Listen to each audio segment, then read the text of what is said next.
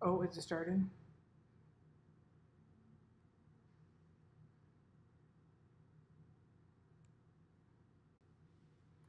Hey guys, it's Lisa.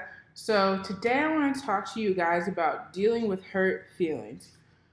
This came to my mind because I was talking to someone about this book I'm reading called Wholeness. If you follow me on Instagram, you know that I've been talking about wholeness a lot. It's been part of my spiritual two-a-day journey. And so what wholeness is basically like, just being your full self, being comfortable with who you are. And I think that's so important, something I'm really trying to embrace lately. So, and part of that is dealing with things that have hurt you and moving on. And so, my I was talking to somebody about it, and they said, "Well, if you're not thinking about hurt that lies within you, then you're over it. Why deal with it?"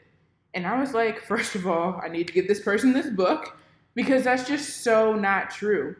Just because you're not cognizantly thinking about something that hurts you or someone that hurts you constantly does not mean that you moved on. So I just think we need to acknowledge that it's okay not to be okay. It's okay to feel hurt and to internalize it and move on.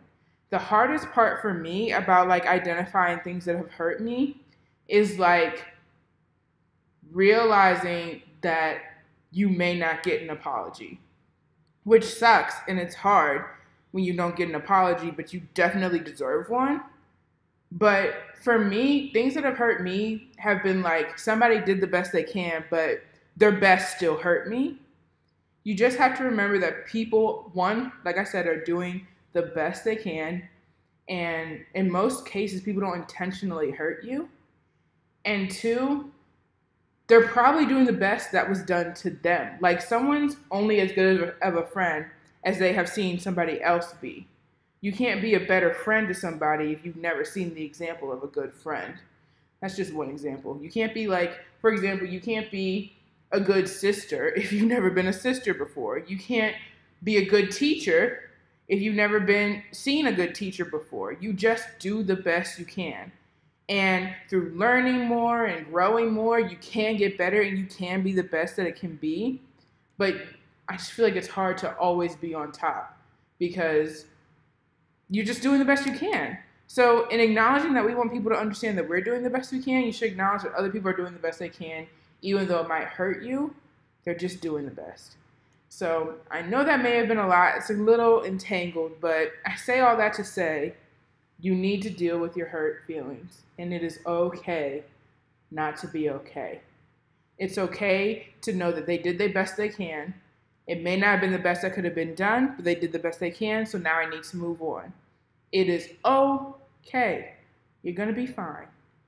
And that's something that I've really been, understanding with this book is just, it's okay not to be okay. It's okay to maybe dig up some things that happened years ago that you know you're not really over because if you were over it, it wouldn't still hurt you. It wouldn't still make you upset to think about.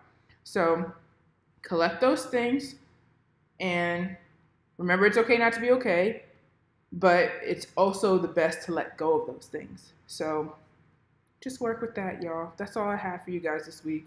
The reason I had to move up the Lisa Live to Saturday was because tomorrow I'm working an event that I'm very excited about. So if you follow me on Instagram, you can see some stuff that's going to be happening with that. Probably, if I can Instagram about it. I think I can. We'll see. But I'm just super excited about everything that's coming. And this week I start my job for real, for real, for real. In this assignment that I have, and I'm very excited. So, very exciting things happening this week. I wanted to fit in this live though and make sure it happened. So, I appreciate you guys for watching. Thank you so much. Yeah, bye.